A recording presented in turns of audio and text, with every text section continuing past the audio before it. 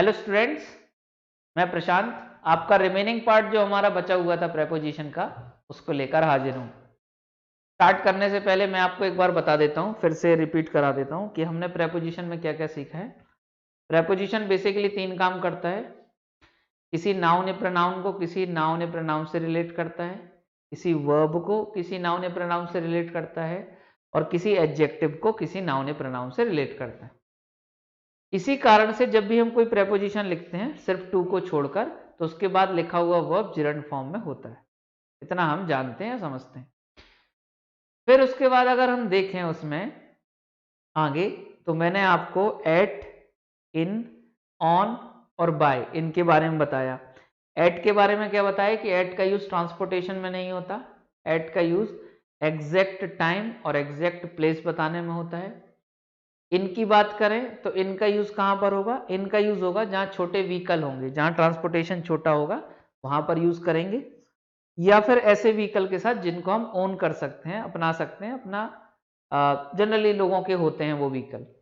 इनका यूज अगर मैं टाइम के सेंस में बताऊं तो जब बहुत बड़ा एक टाइम होता है, हफ्तों में, महीनों में, सालों में, तो वहां पर इनका यूज करते हैं। इनका यूज प्लेस में कहां करते हैं? तो किसी चीज के अंदर कोई चीज बंद है तो वहां इनका यूज करते हैं। फिर ऑन की बात करूं तो ऑन का यूज कहां करते हैं? तो ऑन का यूज करते हैं हम जब हमारे पास ट्रांसपोर्टेशन या व्हीकल क्या हो, बड़े हो, या जो सामान्यतः व्यक्तिगत नहीं होते, पर्सनल किसी व्यक्ति की सामान्यतः नहीं होते, मतलब कॉमन नहीं है वो, ऐसा कह सकते हैं, या जिनका स्पेस बड़ा होता है, वहां पर हम ऑन लगाते हैं। ऑन का यूज अगर मैं टाइम की बात करूं तो किसी डे, जैसे हम बताना चाहते हैं मंडे को, ट्यूसडे को, वेंसडे को, थर्सडे को, फ्राइडे को, सैटरडे को, कोई भी डे है तो वहां पर ऑन लगा लेते हैं। ऑन का यूज लोकेशन में कहां करते हैं? तो किसी सरफेस के ऊपर जब कोई वस्तु है तो वहां पर ऑन का यूज करते हैं। बाय का यूज कहां करते हैं हम? तो बाय का यूज करते हैं हम पहली बात तो ट्रांसपोर्टेशन में एक सवाल का जवाब देने के लिए कि आप कहीं कैसे आए या आप कहीं कैसे पहुंचते हैं, जाते हैं, आते हैं, उस सेंस में। बाय का यूज अगर मैं बोलूं आपसे टाइम के सेंस में, तो बाय का यूज टाइम के सेंस में हम ऐसे करते हैं कि जैसे किसी समय तक कोई चीज होनी है, जैसे कोई व्यक्ति काम कर लेगा मंडे तक, कोई व्यक्ति काम कर लेगा ट्यूसडे तक, अगले हफ्ते तक, ऐसा एंड टाइम बताने के लिए। बाय का यूज लोकेशन के सेंस में कहां होता है? तो नियर बाय अगर हमको बताना है कि किसी चीज के पास में कोई चीज है, तब के सेंस। ठीक है, चलिए अब उसके आगे जो हमारे थे वहां पर, तो हमारे पास एबव था, ओवर था, उनको भी रिपीट करा देता हूं मैं। एबव का मतलब होता है सीधा किसी चीज के ऊपर कोई चीज है तो वह एबव है। ओवर का यूज कहां होता है? तो हम ओवर का यूज करते हैं जब कोई चीज एक छोर से दूसरे छोर तक हो, या मैं कहूं किसी सर्टेन एरिया में कोई चीज क्या है, प्रेजेंट है, तो वहां ओवर का यूज करते हैं। अंडर, बिलो और बीनीथ कहां यूज होते हैं? तो अंडर, बिलो और बीनीथ तीनों का मतलब वैसे तो नीचे तो होता है, किसी के नीचे, जैसे एबव एंड ओवर का मतलब क्या है, किसी के ऊपर।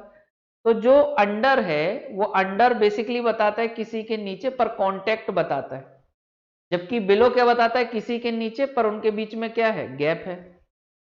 बीनीथ क्या बताता है? बीनीथ भी अंडर की तरह ही नीचे का मतलब देता है, पर वहां वो एब्स्ट्रैक्ट मीनिंग में ज्यादा सुटेबल होता है। अब उसके आगे जो हमको चर्चा करनी है उनके बारे में बता रहा हूं मैं। ये कुछ स्पेशल हैं केसेस जो आपको याद रखने हैं, जैसे एट डस्क। डस्क का मतलब शाम, स्पेशली हिंदी में इसको सांझ कहते हैं जब धुंधला धुंधला अंधेरा होता है, तो उसके साथ प्रेपोजिशन एट। डॉन, डॉन का मतलब भोर। आपने वो गाड़ी सुनी होगी ना, सीडी डॉन, वो जो सीडी डॉन है उसमें जो डॉन है, डॉन का मतलब भोर है, सुबह, शुरुआत, वो शुरुआत का सेंस देता है। तो अगर डॉन है तो वहां पर एट, नून है तो एट, मिडनाइट है तो एट, मिड डे है तो एट, इन या ऑन दोनों में से कोई भी यूज हो सकते हैं, इवनिंग के साथ, मॉर्निंग के साथ, आफ्टरनून के साथ, या फिर नाइट के साथ।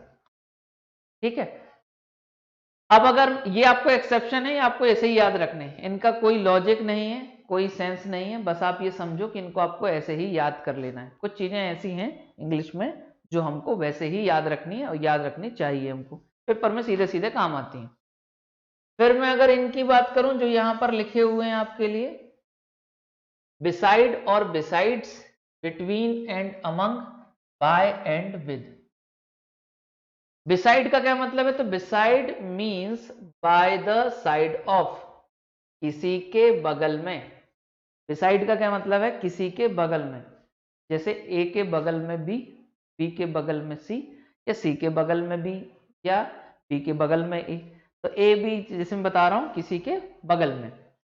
जबकि बिसाइड्स जो है, besides means in addition to.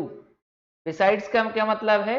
In addition to, के अतिरिक्त, के अलावा, किसी के अतिरिक्त, किसी चीज के अलावा। अगर आपको सेंस देना है तो वहां क्या लिखेंगे हम? बिसाइड्स। तो बिसाइड का अगर मैं मतलब लूं तो बिसाइड का मतलब क्या है? किसी के बगल में, bye the side of. Besides का मतलब क्या है? इन एडिशन टू, के अलावा। बिटवीन और अमंग का क्या मतलब है? तो between is used to express distribution between two persons और थिंग्स। दो व्यक्तियों या वस्तुओं के बीच में आपको किसी चीज का डिस्ट्रीब्यूशन बतलाना है, बंटवारा दिखाना है आपको, तो आप वहां पर क्या यूज करोगे? बिटवीन का, पहला। दूसरा, बिटवीन जो है वो चॉइस भी बताता है। जब हमको चॉइस बतानी, अब चॉइस चाहे किसी के बीच में हो, चाहे दो के बीच में हो, चाहे दो से ज्यादा के बीच में हो, चाहे पर्सन हो, चाहे वो थिंग हो, कोई भी हो। अगर दो या दो से ज्यादा है, पर्सन है, थिंग है, कुछ भी है, लेकिन अगर वहां चॉइस का सेंस है तो आप चॉइस किससे बताएंगे? बिटवीन से। फिर ये यहां पर अमंग है। Among is use to express distribution among more than two persons और थिंग्स। दो से ज्यादा व्यक्तियों या वस्तुओं के बीच में आपको डिस्ट्रीब्यूशन बताना है, बंटवारा दिखाना है, तो आप अमंग का यूज करेंगे। बाय और विद की बात करें तो by is used for doer, DOER, doer का मतलब करता। By is used for doer. Doer का मतलब यहां पर लिखा हुआ है यूज्ड फॉर, इसको ऐसा लिखना, डूअर कौन है? One who does an action. Doer कौन है? करता कौन है? One who does an action. जो कोई क्रिया करता है वही तो करता है, वही तो सब्जेक्ट है। तो उस डूअर को बताने के लिए आप बाय लिखते हैं। याद करो आपको जब वॉइस पढ़ाया था, तो जब भी हम किसी का वॉइस बनाते थे तो by him, by me, by them, by Ram, by Shyam, by the government, कुछ भी, तो वहां डूअर बताने के लिए। With is used for an instrument. With का यूज कहां करते हैं हम? किसी इंस्ट्रूमेंट को बताने के लिए। जैसे मैं इस मार्कर से लिख रहा हूं तो कैसे लिखूंगा मैं? सेंटेंस को कैसे लिख सकता हूं सेंटेंस के फॉर्म में? I am writing with this marker. क्योंकि यहां पर वस्तु है, वस्तु कह सकते हैं, इंस्ट्रूमेंट कह सकते हैं, तो वहां पर क्या लगाया है मैंने? विद लगाया है। कोई व्यक्ति होता तो क्या लगाता? डूअर होता तो क्या लगाता? बाय लगाता। मैं फिर से रिपीट कर रहा हूं, बिसाइड का मतलब किसी के बगल में, bye the side of. Besides का मतलब के अलावा, के अतिरिक्त, इन एडिशन टू। बिटवीन का जब दो के बीच में हमको डिस्ट्रीब्यूशन बताना हो, या दो से ज्यादा हो, या कुछ हो, चॉइस हो, तो वहां पर अमंग का यूज कहां होगा? दो से ज्यादा है उनके बीच में डिस्ट्रीब्यूशन बताना है तो अमंग। बाय का यूज कहां होगा? तो बाय का यूज होगा डूअर बताने के लिए। अभी और भी यूज हैं, ये सिर्फ यही नहीं है, अभी आगे चल के ना लास्ट में शीट मैंने जोड़ रखी है तो उसको मैं फिर से रिपीट कराऊंगा। इनका और जो सेंस है ना वो आगे सिखाऊंगा मैं, सिर्फ एक परसेप्शन नहीं है किसी चीज का। अभी आप कहोगे सर बाय आपने पीछे तो किसी और सेंस में पढ़ाया था, तो बाय का वहां रेफरेंस अलग था, यहाँ रेफरेंस अलग है, आप इस बात का ध्यान रखेंगे। विद का यूज कहां होता है? किसी इंस्ट्रूमेंट को बताने के लिए। आगे लिखा है, एग्जाम्पल है, the parents were murdered by there sun with a knife. अब आप देखो, क्योंकि इनको मर्डर किया गया किसके द्वारा? उनके अपने बेटे के द्वारा, तो डूअर है तो क्या लगाया? बाय। और किस चीज से मारा? इंस्ट्रूमेंट क्या है? तो आप कहोगे नाइफ, एक चाकू, तो क्या लगाया वहां पर? विद लगाया है। The looted money was distributed among the four ruffians. Ruffian मतलब क्या होता है? लुटेरे, पढ़ाया मैंने आपको। जो लुटेरे हैं उन्होंने अपने बीच में लूटा हुआ माल बांट लिया। कितने लुटेरे हैं? सर दो से ज्यादा है तो चार है, तो क्या लगाएंगे वहां पर? Among. Between you, he and I, ऐसा कर लेते हैं, हु इज द बेस्ट। कि तुम्हारे, मेरे और उसके बीच में कौन बेस्ट है। क्योंकि 3 लोग हैं तो सुपरलेटिव डिग्री लगेगी। हाँ सर बिल्कुल लगेगी सुपरलेटिव डिग्री। यहां बिटवीन क्यों लगाया है? इसलिए लगाया है क्योंकि चॉइस है, वो पूछ रहा है कि तुम में, उसमें और मुझ में कौन बेस्ट है। तो यहां पर चॉइस है ना। अब चॉइस चाहे 2 में हो, चाहे 2 से ज्यादा में हो, चाहे पर्सन में हो, चाहे ऑब्जेक्ट में हो, हम वहां पर क्या लगाएंगे? Between. Beside teaching arts in a college she also prepares for competitive exams. कि पढ़ाने के अलावा वो कॉम्पिटिटिव एग्जाम की भी तैयारी करती है। तो यहां पर क्या आएगा? बिसाइड्स, ना कि बिसाइड। बिसाइड का मतलब तो के बगल में होता है, बिसाइड्स का मतलब होता है के अलावा। कि भाई पढ़ाने के अलावा वो क्या करती है? कॉम्पिटिटिव एग्जाम की भी तैयारी कर रही है। फिर she came and set beside me. कि वो आई और बैठ गई। तो जब वो बैठ गई तो बगल में बैठेगी, के अलावा तो नहीं बैठेगी ना। तो यहां पर क्या आ गया? Set beside me. तो हमने अभी पीछे किस किस का यूज देखा? बिसाइड और बिसाइड्स, बिटवीन और अमंग, बाय एंड विद। आगे देखते हैं। ये कुछ चीजें हैं जो आपने याद रखनी है। फ्रॉम के साथ हम प्रेपोजिशन टू का यूज कर सकते हैं, टिल का या अनटिल का। जबकि बिटवीन के साथ एंड का यूज करते हैं। ये बिटवीन एंड वाला सबसे ज्यादा एसएससी यूज करता है, बिटवीन और एंड। बिटवीन के साथ क्या लगाएंगे हम? एंड। जबकि फ्रॉम के साथ क्या हो सकता है? टू हो सकता है, टिल और अनटिल। फ्रॉम के साथ टू का यूज बेसिकली हम स्थान के सेंस में करते हैं, जबकि टिल और अनटिल तो समय के लिए आते हैं।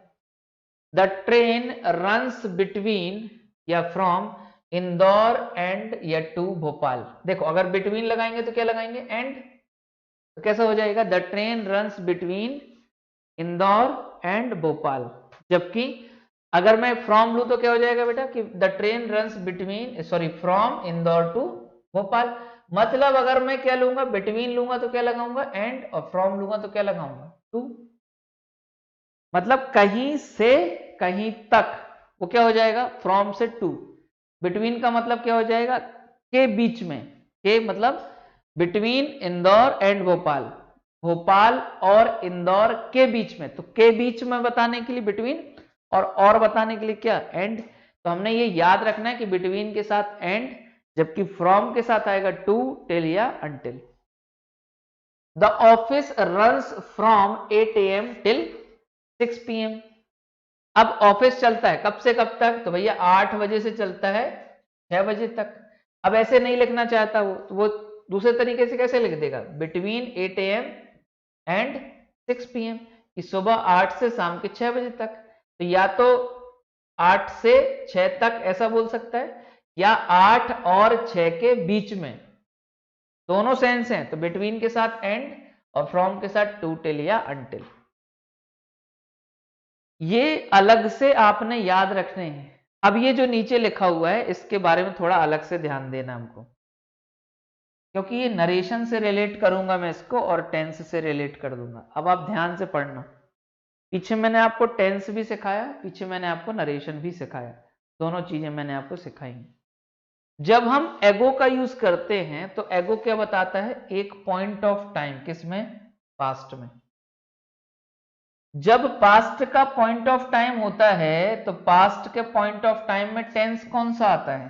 Past indefinite. याद करो मैंने सिखाया है आपको कि अगर पास्ट का पॉइंट ऑफ टाइम होगा तो वहां टेंस कौन सा होगा? पास्ट इंडेफिनिट होगा।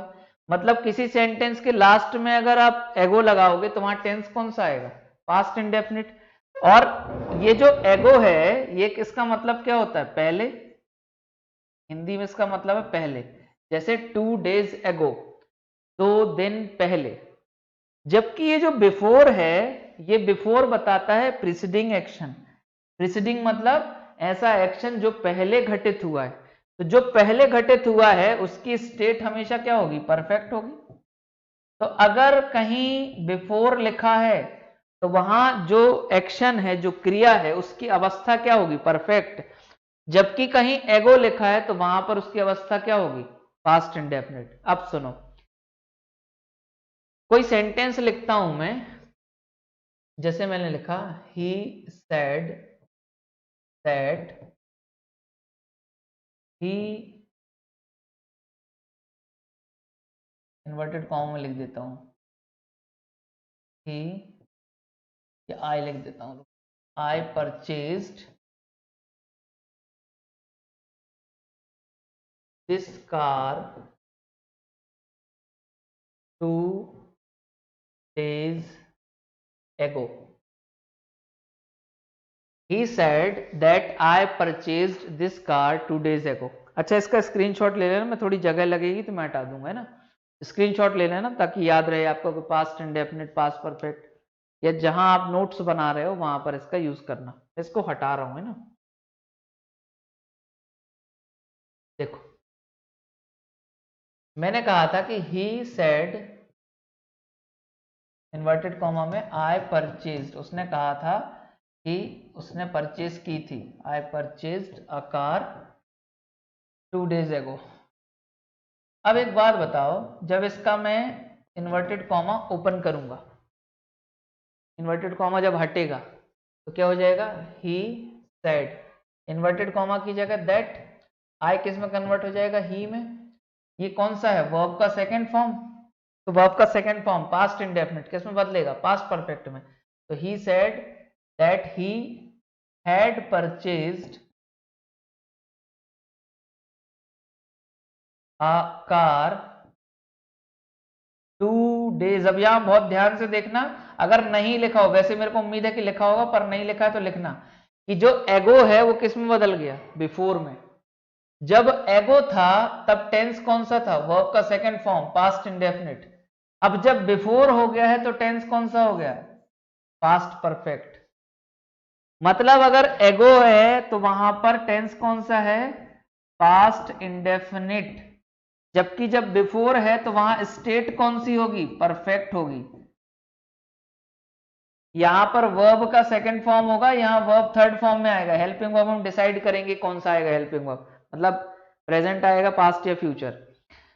इसका मतलब हिंदी में होता है पहले, और इसका मतलब हिंदी में होता है के पहले। अगर मैंने एगो को बिफोर में चेंज करना नहीं लिखा है नरेशन में, तो आप वहां ऐड करना। जब हमने एडवर्ब चेंज करना सीखा है, नाउ का देन, टुडे का दैट डे, तो अगर वहां एगो नहीं लिखा है तो उसमें आप एगो ऐड कर लेना, ठीक है। चलो, शी परचेज्ड, यही लिखा हुआ है, she purchased a car 2 days ago। अब एक बात बताओ, यहां पर एगो लिखा है तो क्या लिखा है मैंने, परचेज्ड लिखा है। अगर मैं यहां बिफोर कर दूंगा तो क्या हो जाएगा, परचेज्ड क्या हो जाएगा, शी हैड परचेज्ड, ठीक है। I have passed that prestigious exam 3 years ago। इसमें अगर एरर ढूंढना हो मेरे को, तो इसमें एरर क्या है, इसमें एरर ये है कि जो एगो है ये क्या बताता है, पास्ट का पॉइंट ऑफ टाइम। और कहीं अगर पास्ट का पॉइंट ऑफ टाइम है तो वहां वर्ब किस फॉर्म में आएगा, सिर्फ सेकंड फॉर्म में। और सेंटेंस क्या होगा वहां पर, पास्ट इंडेफिनिट में। 2 days ago they come and to me and borrowed some money। 2 दिन पहले आए तो एगो क्या बताएगा, पास्ट का पॉइंट ऑफ टाइम। तो क्रिया किस में होगी, पास्ट इंडेफिनिट में। तो यहां क्या हो जाएगा, केम, दे केम टू मी, वो मेरे पास आए और उधार ले गए क्या, पैसा। तो बोरो की भी किस में लिखा है, बोरोड में। अब बिफोर की बात करें तो वो किस में है, देखो इसमें पास्ट परफेक्ट कैसे बताता है। जैसे इसी सेंटेंस को परफेक्ट में अगर लिखना हो कि एक है प्रीसीडिंग एक्शन, बिफोर का सेंस समझा रहा हूं मैं आपको, ये प्रेपोजिशन की तरह यूज कर रहा हूं मैं यहां पर। यही आपका कहां टेंस में यूज होता है, तो टेंस डिटरमाइन कर देता है। मैं इसका एग्जांपल देख लूं बस इसमें कि हाँ ठीक है, यहां पर दिया हुआ है। अब देखो, पास्ट में 2 एक्शन है, एक प्रीसीडिंग है और एक सक्सीडिंग है। तो जो प्रीसीडिंग एक्शन है, जो एक्शन पहले होता है, उसे किस में लिखते हैं हम, पास्ट परफेक्ट में। भैया जो एक्शन पहले होता है पास्ट में, वो पास्ट परफेक्ट में लिखा जाता है। और जो सक्सीडिंग होता है उसे किस में लिखते हैं हम, उसे हम लिखते हैं पास्ट इंडेफिनिट में। ये लिखा हुआ है यहां पर, जो एक्शन पहले होगा वो पास्ट परफेक्ट में, जो बाद में होगा वो पास्ट इंडेफिनिट में। अब आप देखो, मैंने यहां कुक लिया है और वहां पर कम लिया है, मतलब प्रीसीडिंग एक्शन है कुक और सक्सीडिंग एक्शन क्या है, come. My mother had cooked food before they came, भैया माँ खाना बना चुकी थी, तो जो एक्शन पहले हो चुका था, यहां पर बिफोर क्या बता रहा है कि एक एक्शन क्या है, प्रीसीडिंग है। तो बिफोर क्या बताता है, किसी चीज के पहले, के पहले, तो उनके आने के पहले माँ ने खाना बना लिया, तो जो एक्शन पहले हुआ वो पास्ट परफेक्ट में, जो बाद में हुआ वो पास्ट इंडेफिनिट में। The train had left before we reach the station, train जा चुकी थी इससे पहले कि हम स्टेशन पहुंचते, ये तो फेमस सेंटेंस आपको पता है। तो भैया ट्रेन पहले जा चुकी थी तो हैड लेफ्ट, उसके बाद हम पहुंचे हैं तो रीच्ड वर्ब का सेकंड फॉर्म। तो ये हो गया पास्ट इंडेफिनिट और ये हो गया पास्ट परफेक्ट। ऐसा क्यों हुआ कि जो एक्शन पहले होगा वो पास्ट परफेक्ट में और जो बाद में होगा वो पास्ट इंडेफिनिट में। अब सेम सिचुएशन कहां आ गई, फ्यूचर में आ गई। तो फ्यूचर में एक हमने वर्ब मान लिया लीव और एक हमने वर्ब मान लिया रीच। अब जैसे इसमें लिखा है कि एक एक्शन है लीव और एक एक्शन है रीच, तो मान लो की बात ये एक्शन फ्यूचर में पहले होगा, तो जो पहले होता है उसको क्या लिखते हैं, प्रीसीडिंग। मैंने आपको सिखाया है कि अगर फ्यूचर में प्रीसीडिंग होगा, ये एक्शन पहले होगा, तो वो किस में लिखा जाएगा, वो लिखा जाएगा फ्यूचर परफेक्ट में। किसमें लिखा जाएगा, फ्यूचर परफेक्ट में। जबकि जो एक्शन बाद में होगा उसको क्या कहेंगे, तो उसको हम कहेंगे सक्सीडिंग। क्या कहेंगे उसको हम, सक्सीडिंग। और वो किस में लिखा जाएगा, तो वो अगर फ्यूचर का है तो किस में लिखा जाएगा, प्रेजेंट इंडेफिनिट में। लिखाया है मैंने, आप एक बार टेंस वाली शीट चेक करना। तो जैसे लिखा है कि शिप जा चुकी थी जब वो, या जा चुकी होगी जब वो वहां पर पहुंचेगी, कहां, हार्बर पहुंचेगी, किनारे पर पहुंचेगी, पोर्ट पर पहुंचेगी। तो शिप का जाना पहले होगा फ्यूचर में, तो उसको किस में लिखा है, फ्यूचर परफेक्ट में। और ये बिफोर क्या बता रहा है कि ये एक्शन क्या है, पहले हुआ है। किसके पहले, उसके पहुंचने के पहले। जो एक्शन फ्यूचर में पहले होगा वो फ्यूचर परफेक्ट में आएगा, फ्यूचर परफेक्ट में है। जो एक्शन बाद में होगा वो किस में आएगा, प्रेजेंट इंडेफिनिट में। तो यहां पर क्या लिखा है, रीच, शी सिंगुलर है तो वर्ब को सिंगुलर बना दिया ईएस लगाकर। फिर इसी को फिर से समझाया मैंने, क्योंकि ये बार बार पूछे जाने वाला सेंटेंस है, तो उसको 2 3 4 बार जितने तरीके से हो सकता है। जैसे पास्ट परफेक्ट में यूज होता है, फ्यूचर परफेक्ट में, तो उसको समझाया। वही सेंटेंस लिखा है, she said to me I purchased a car 2 days ago। तो सेड टू कन्वर्ट हो गया टोल्ड में, ये टू नहीं आएगा। She told me inverted comma that, I हो गया शी, परचेज्ड किस में कन्वर्ट हो गया, हैड परचेज्ड में, अ कार 2 days एगो किस में कन्वर्ट हो गया, बिफोर में। जब एगो था तो वर्ब किस फॉर्म में था, सेकंड फॉर्म में। या टेंस कौन सा था, पास्ट इंडेफिनिट। जब यहां बिफोर हो गया तो प्रीसीडिंग बताएगा, और यहां टेंस कौन सा हो गया, तो यहां पर टेंस हो गया past perfect. My father sent me this letter 3 weeks ago। अब एक बात बताओ, 3 weeks ago 3 हफ्ते पहले, तो एगो अगर लिखा हुआ है तो ये क्या बताएगा, पास्ट का पॉइंट ऑफ टाइम। तो सेंड का पास्ट फॉर्म क्या हो गया, sent. Before they come she had gone, उनके आने के पहले वो चली गई थी। तो जो पहले एक्शन हुआ है पास्ट में वो पास्ट परफेक्ट में, और जो बाद में हुआ है वो किस में आएगा, पास्ट इंडेफिनिट में। Before they came she had gone, वो जा चुकी थी। तो बिफोर बताएगा प्रीसीडिंग। कभी अगर आपको बिफोर दिखेगा एग्जाम में तो आप वहां पर क्या यूज करेंगे, आप वहां पर परफेक्ट यूज करेंगे। जबकि जब एक्शन क्या होगा आपका, अगर वहां पर एगो लिख दूंगा मैं, तो एगो अगर एग्जामिनर लिख के देगा तो पास्ट इंडेफिनिट होगा। इस बात का ध्यान रखना। आगे इन और अपॉन की बात करें तो मैं इसको ऐसे समझाना चाहूंगा, इनका हम पीछे लोकेशन के सेंस में सीख कर आए, उसी से हम इनटू भी सीख जाएंगे। इनटू पेपर में आ जाता है बहुत ज्यादा, क्योंकि वो थोड़ा सा आपको परेशान करने लायक है। इन तो हम आसानी से समझ जाते हैं, ऐसे ही ऑन हम आसानी से समझ जाते हैं, अपॉन को लेकर हमको कंफ्यूजन होती है। In is used to indicate location, in क्या बताता है, लोकेशन। जैसे कोई चीज किसी के अंदर है, इंक चेंज कर लेता हूं मैं ना, थोड़ा अच्छा लगेगा। जैसे कोई चीज किसी चीज के अंदर है तो वहां क्या आएगा, इन। जबकि into used to indicate movement, जबकि इनटू क्या बताता है, मूवमेंट। जैसे मैंने कोई चीज फेंकी है और वो इसके अंदर जा रही है, तो कोई चीज जब किसी के अंदर प्रवेश कर रही है, एंटर हो रही है, तो वहां इनटू लगाइए। जैसे कोई रूम के अंदर आ रहा है, तो जैसे मैं कहूं कि वो रूम के अंदर आया, उसकी मूवमेंट बताने, तो ही केम इनटू द रूम। जबकि मेरे को कहना है कि वो रूम में है, तो he was in the room, या प्रेजेंट में तो he is in the room. ऐसे ही on used to indicate location, on भी क्या बताता है कि कोई चीज किसी के ऊपर रखी हुई है। और upon is used to indicate movement, upon क्या बताता है, मूवमेंट, कि कोई चीज फेंकी है और वो इसके ऊपर जाकर रख गई। There is a book lying on the table, एक बुक है वो रखी है टेबल के ऊपर, LYING, लाइंग के ऊपर पड़ी है। ही थ्रू द बुक, उसने फेंकी किताब, अपॉन द टेबल, वहां अपॉन क्यों, क्योंकि फेंकने में क्या हो गया, मूवमेंट हो गया, तो अपॉन आ गया। और वहां पर कोई चीज रखी है तो क्या है, ऑन है, तो इन दोनों में अंतर है ना। The protesting students came into the room of principal and created much chaos, तो वो आ गए, कहां आ गए, प्रिंसिपल के रूम में एंटर हो गए, तो इनटू लिख दिया, और बहुत केओस मचाए, केओस का मतलब हो हल्ला। The student sitting into the classroom is my pal, pal का मतलब बडी या क्लोज फ्रेंड। तो जो स्टूडेंट क्लास में बैठा है, तो बैठा है मतलब क्या, उसकी स्थिति बता रहे हो आप, तो यहां इनटू नहीं, क्या होगा, इन होगा।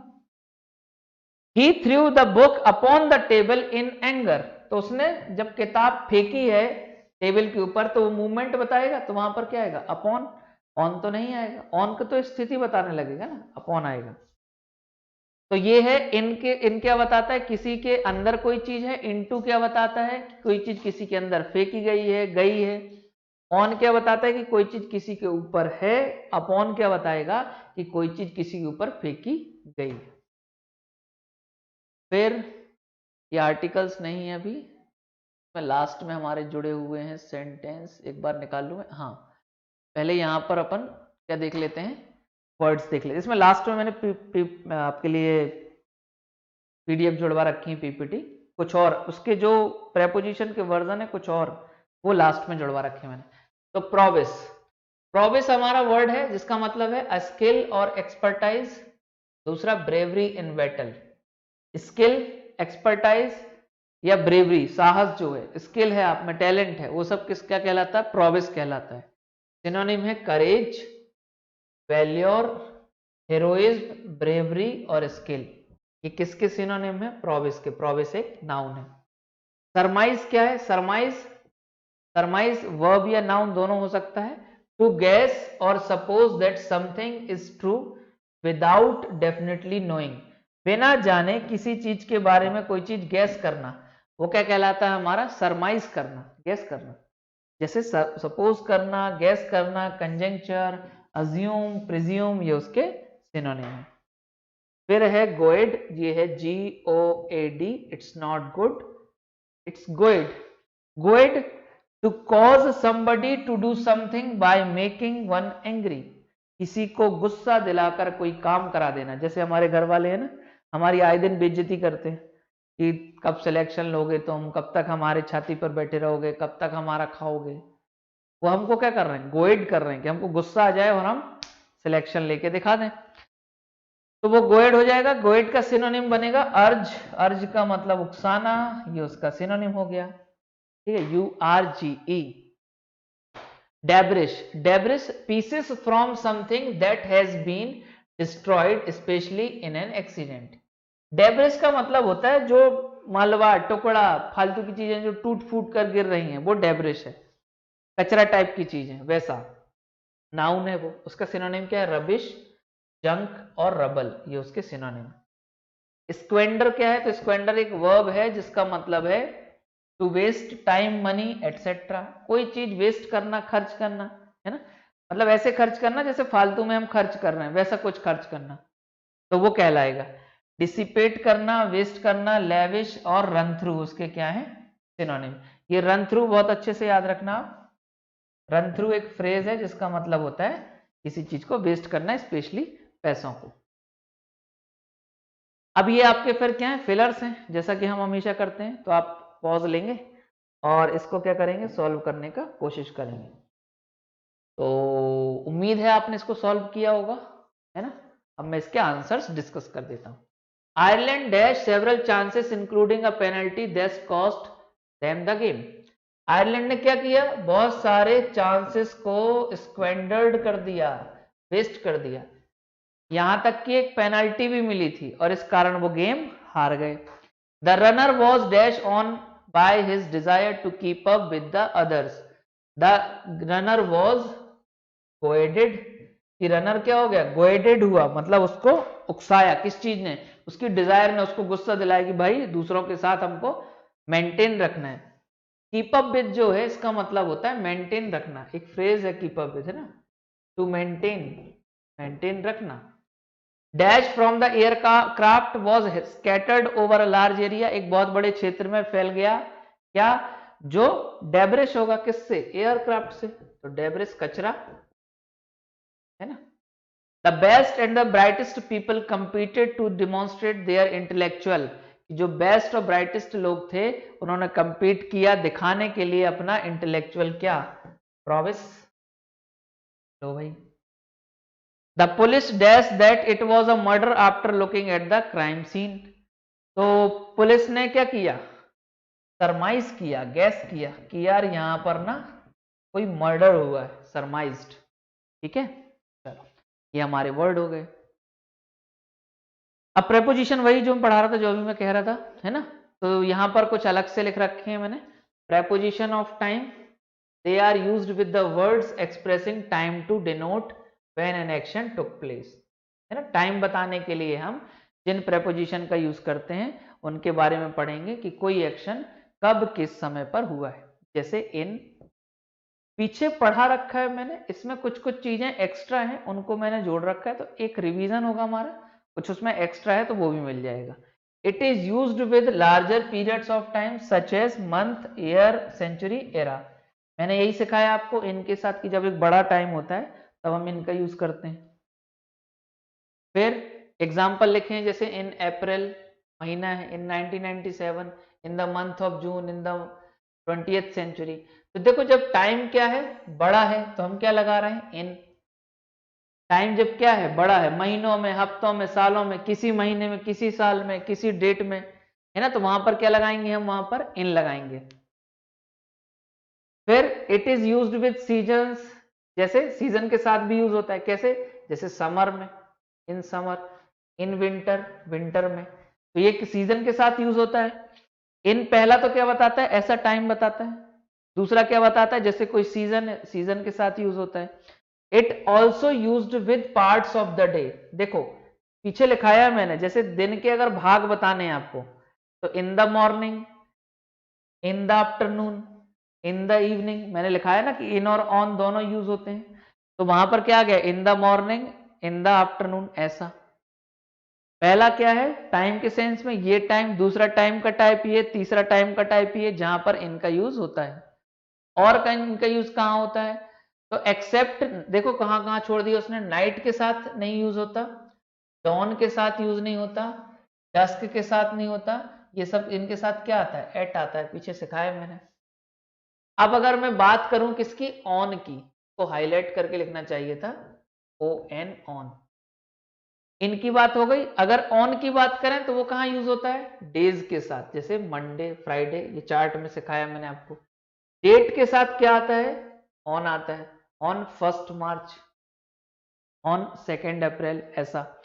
Days followed by parts of days, देखो ऑन मंडे मॉर्निंग, अगर मैं सिर्फ मंडे लिखूं तो भी क्या आ रहा है, ऑन। अगर मैं सिर्फ मॉर्निंग लिखूंगा तो इन आ रहा है, लेकिन अगर मैं मंडे मॉर्निंग लिख रहा हूं तब क्या लगा रहा हूं मैं, ऑन।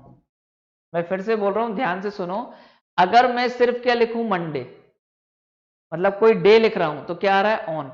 मैं मॉर्निंग लिख रहा हूं तो क्या आ रहा है, इन। और जब मैंने मंडे और मॉर्निंग दोनों को मिला दिया तो क्या आ गया, ऑन।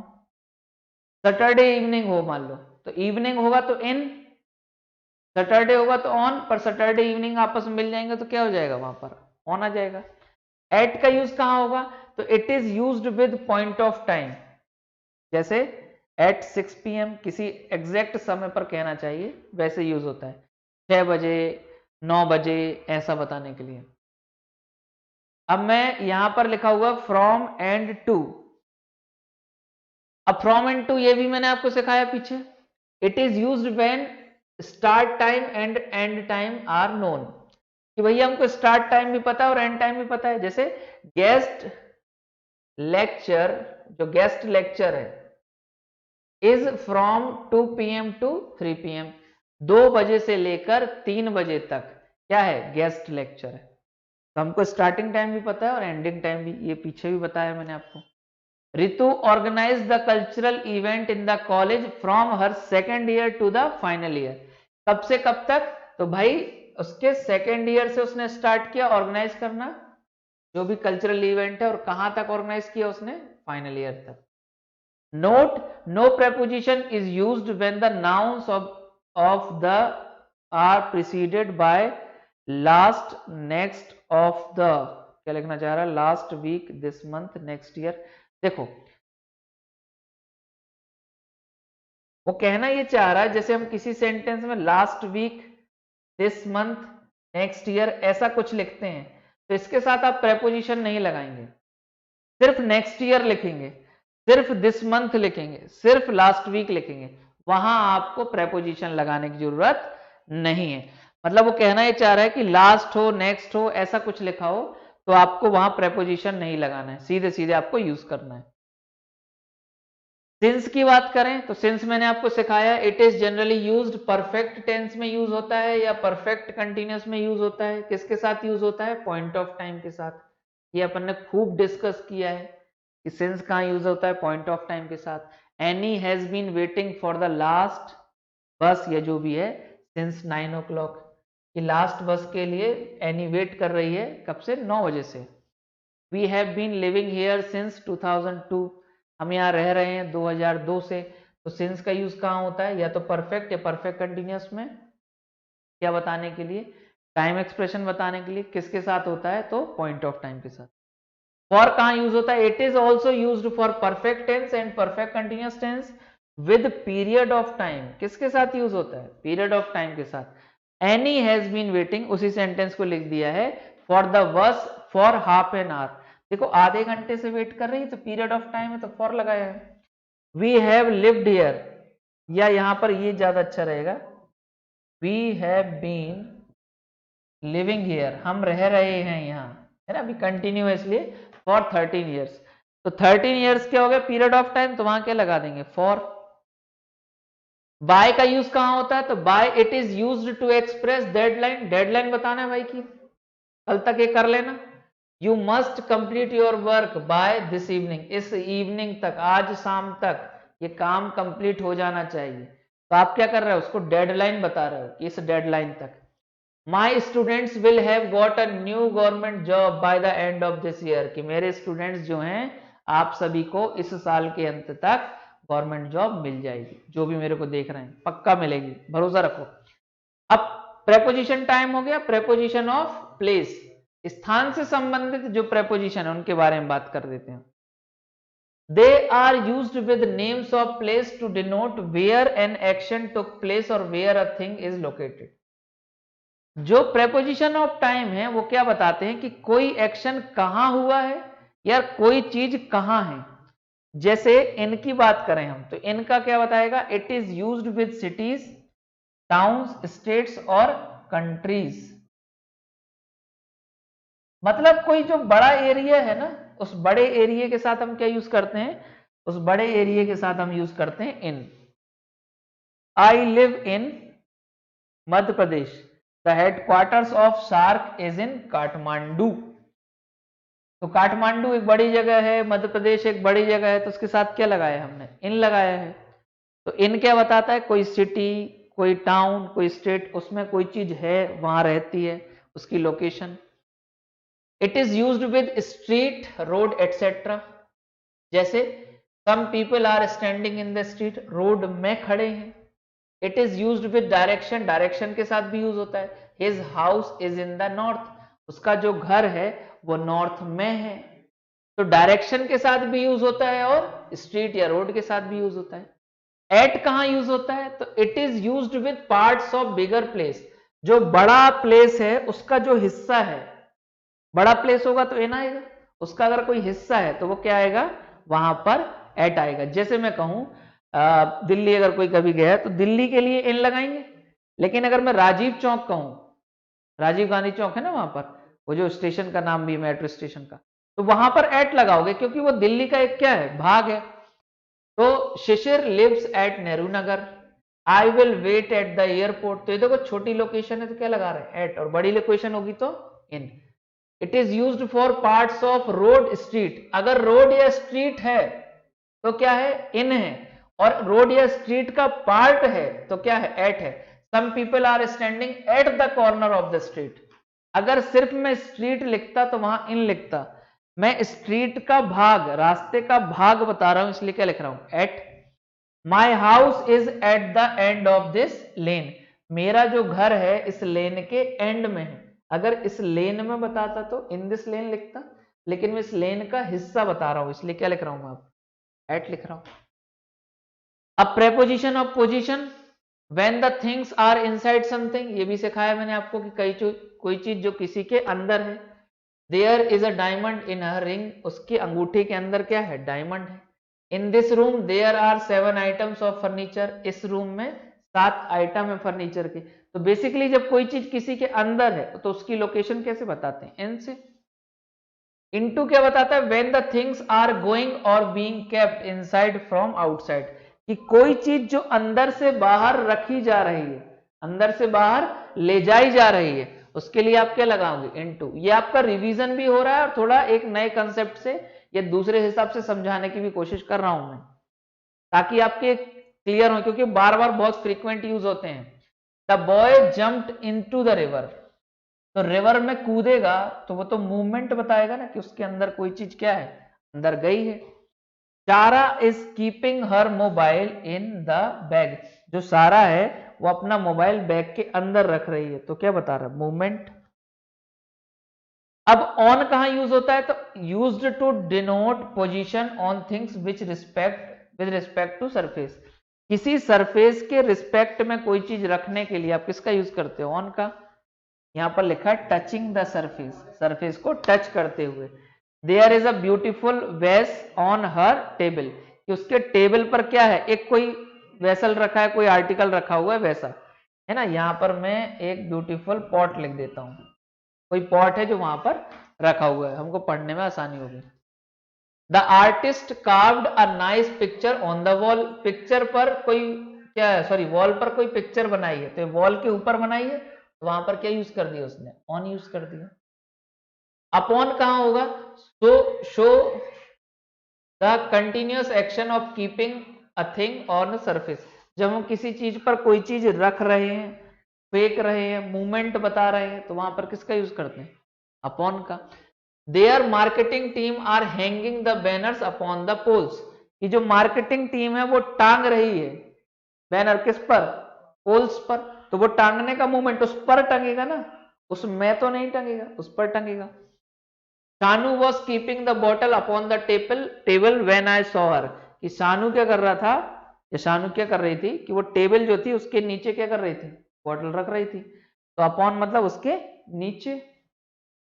ओवर का क्या मतलब है, when a thing is exactly upwards some other, that is he thing, क्या है, and he thing is above something and not touching it, the thing is above, ऐसा है, that is the thing is above something and not touching it.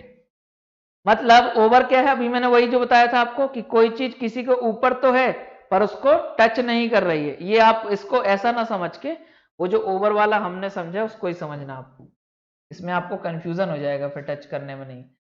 Above का हमारा मतलब क्या है, जैसे किसी के ऊपर कोई चीज है तो एबव, कोई चीज एक छोर से दूसरे छोर है तो ओवर, किसी एरिया में कोई चीज है तो ओवर, है ना। आप इसको ऐसे समझना, मैं और आगे चेक कर लेता हूं। एबव, अंडर, ओवर ये तो हो गया, बीनीथ, बाय, ठीक है। Some important preposition, among, for, ये भी बता दिया मैंने आपको। चलो, तो ये जो हमारे हैं, जैसे इसमें अमंग का यूज किया, used for more than 2 person things, ये बता चुका हूं मैं।